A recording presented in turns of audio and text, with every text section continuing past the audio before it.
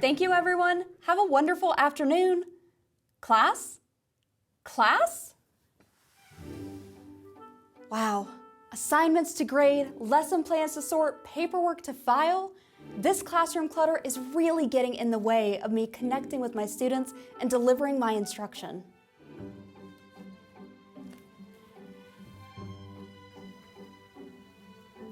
What I need is a fresh start for classroom organization.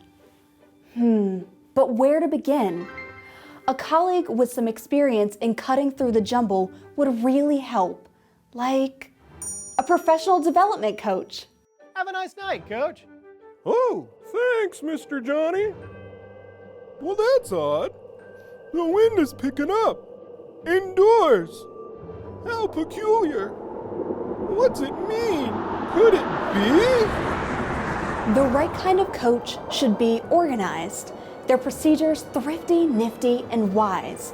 My ideal tutor ought to be patient at heart and ready and willing to help me start. Oh, please hurry, mentor, with advice to dispense. To organize my classroom, I'm ready to commence. What in the world?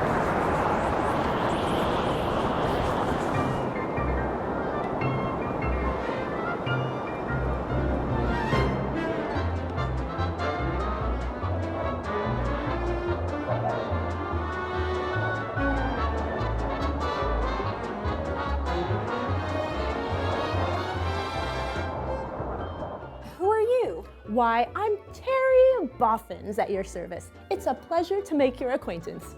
Terry Boffins, what are you doing here? Well, you were seeking a professional development coach, yes? Someone with a bit of practice in helping to organize classrooms? Well, here I am. And not a moment too soon, it seems.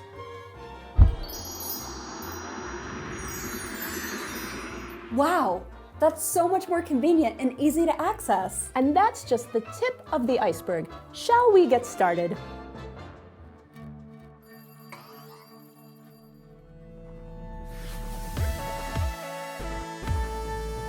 Welcome to Launch Your Classroom. I'm Rachel Durant. Picture the beginning of your school day. You are ready to do exactly what made you want to be a teacher. You're going to get your students excited about learning. But when you enter the classroom, you see your students by the farthest wall across a sea of obstacles. In the space between you, there are papers to grade, lesson plans to shuffle through, and important paperwork to sort. In these moments, it is easy to lose your sense of priority while you dig through the clutter. Waving to your students across the ocean of small, disordered tasks, you ask yourself, how can I clear a space for the most important work of, well, working with my students? The good news is you can. With a few simple changes in your classroom organization, you can spend less time hunting for what you need and more time doing what matters. And the time you invest in a fresh start saves you even more time in the long run.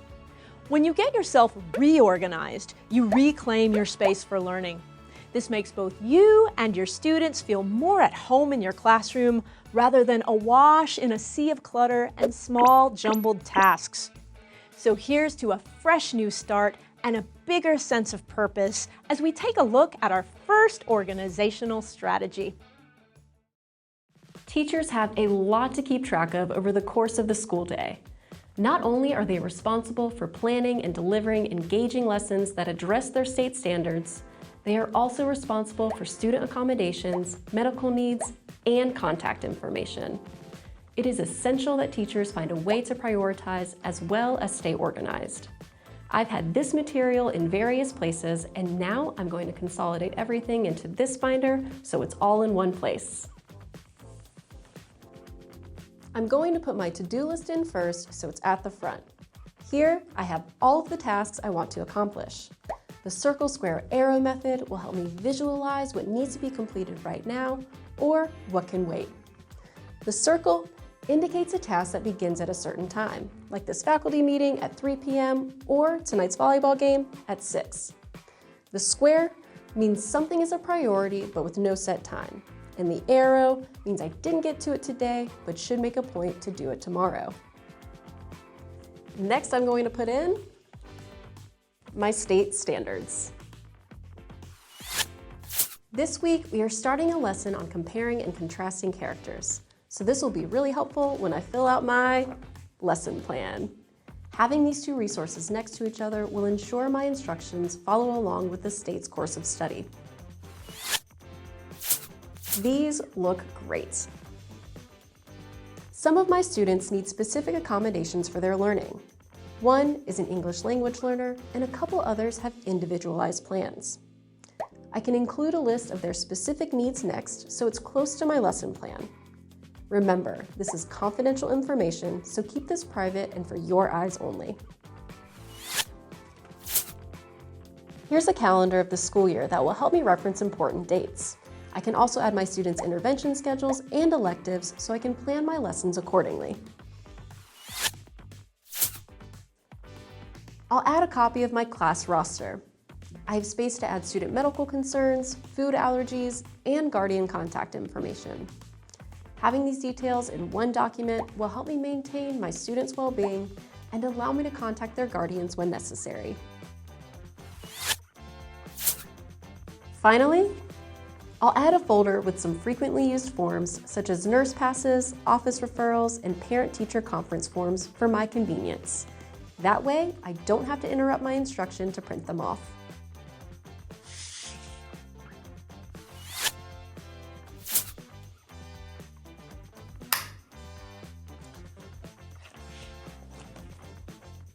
The information here must be updated on a regular basis. If you get a new student or a guardian's contact has been changed, you should revise the content to be as accurate as possible. A teacher binder can be an invaluable organizational tool. Your daily schedule doesn't allow a lot of time to search for things. There, it's done. Now, you can approach your school day with increased confidence and efficiency because you have everything you need in one place.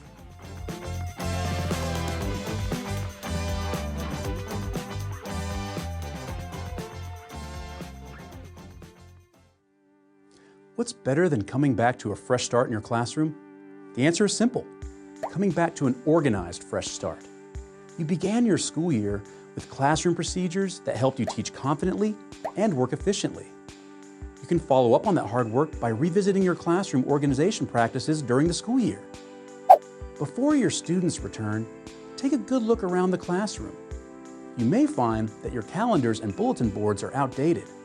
Now is the perfect time to post future events and information your students will need. Are your procedures, rules, and consequences still effective? Consider any changes that would make them more relevant to your students as they mature and grow. Speaking of classroom management, were your students getting a little chatty before the break? This is a natural time to rearrange the seating chart, giving your students a fresh start that will also help them focus. You will also find it helpful to revisit your teacher binder before your students return.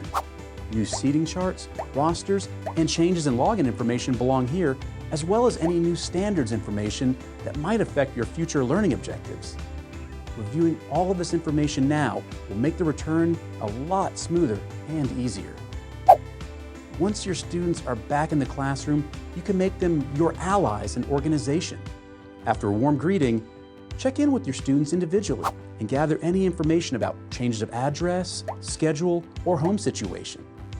Then, you can share your freshly revised expectations with the entire class. Point out any changes they might notice around the classroom, such as a new anchor chart or learning station. If you changed a procedure from before the break, rehearse it with your students now for a fun, meaningful returning to school activity. After your students leave for the day, take a quick stretch and a deep breath. Then, reorganize yourself for a gentle start tomorrow. You can do this by sorting your student assignments by class and clipping them together. Reassess your system for grading now and how you prioritize assignments. Then, make sure your designated areas for copies and materials to be filed are both visible and easy to access when you need them. The easier and clearer your system is, the more organized you will be starting each day. This will boost your confidence and give your students the best opportunity to learn.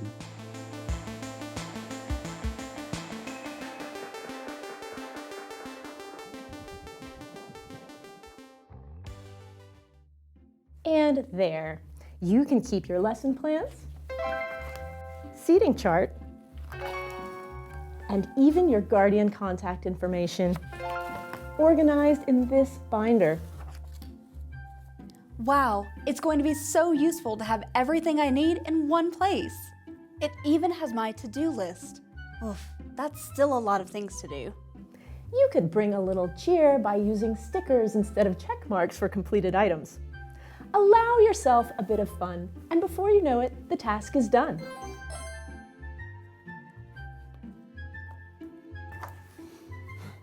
Well done. I'd say this teacher binder is Turbolactic Intralactic Positively Gramptious. Turbolactic Intralactic Positively Gramptious? What in the world does that mean? It means good. Now, there are a few more things we can do. The first thing I would suggest is that you organize your rows so that when things get busy, it can be challenging to keep student work organized. Assignments from one class might get mixed up with those from another, and it's easy to lose track of late work. Disorganized papers can turn into heaps and sit there ungraded and unsorted. Teachers need a simple organizational system for student work so they know what needs grading and when.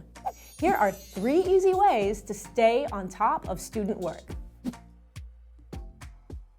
The first approach is the in and out box. For each class, use one plastic bin with a lid.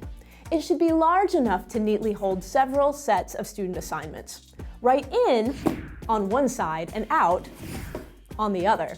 When students are completing an assignment, turn the box so the word in is facing them and have students turn in their work here.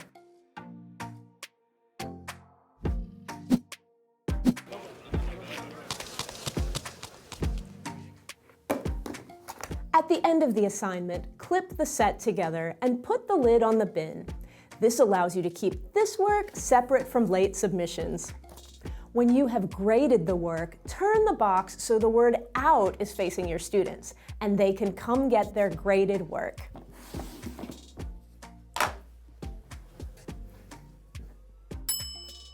Want something less boxy?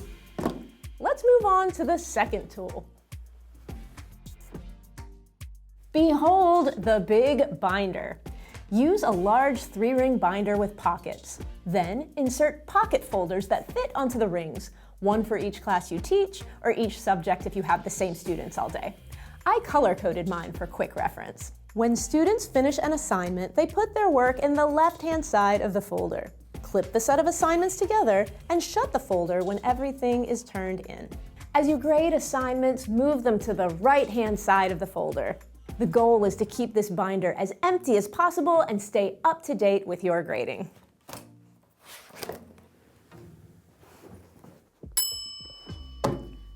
Binder rings, not your thing? Let's discuss the accordion briefcase next. You can use the pre-made accordion file tabs that come with the case, or you can make your own. Label 2 sections per class or subject. One can be in and the other can be out. Students can slip their work into the first pocket for their class or subject. Shut the accordion when the assignment is complete. This lets you keep track of late assignments. Move graded work to the second tab for the class or subject as you grade it. Now it's all in one place to return to your students. Look at that, neat and tidy. Teacher organization makes grading a more pleasant experience. The less time you spend flustered hunting down missing or misplaced assignments, the more time you have to instruct, praise, and get to know the ins and outs of your students.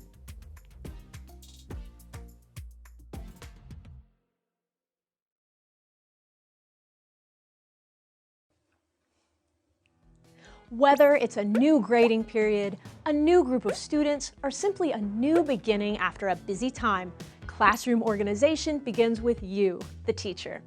And by making it a priority, you create a pleasant and productive environment for student learning. By getting your lesson plans in order, your everyday paperwork systematized, and your grading under control, you will be a more focused, confident, and effective teacher. So, we encourage you to use these strategies as you plan a fresh start and make classroom organization work in your favor. This month on Launch Your Classroom, we'll continue the conversation as we discuss ways to keep your teaching materials organized between home and school. Then, we'll sit down with an expert educator to discuss questions teachers have about organization for effective teaching.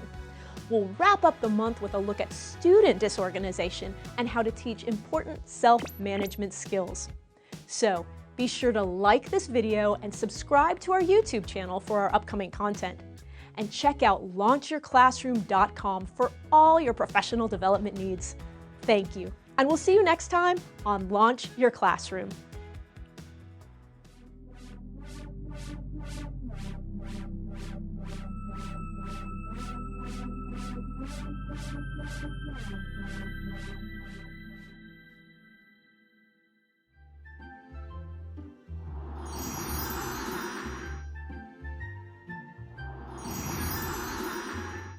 Thank you for everything, Terry Boffins. With my classroom organized, I can devote all of my attention to helping my students learn and grow. That's wonderful to hear. I suppose that means my work here is done. Oh, you don't have to leave so soon, Terry Boffins. With all the tips and strategies we've explored together, you're ready to face any clutter or chaos on your own. There's other teachers out there who could benefit from a few friendly pointers. Take care.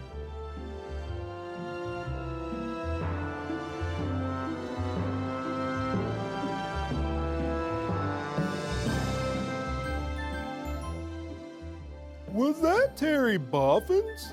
It sure was. Wait, you know her? Oh yeah, we're old pals. Come back soon, Terry Boffins.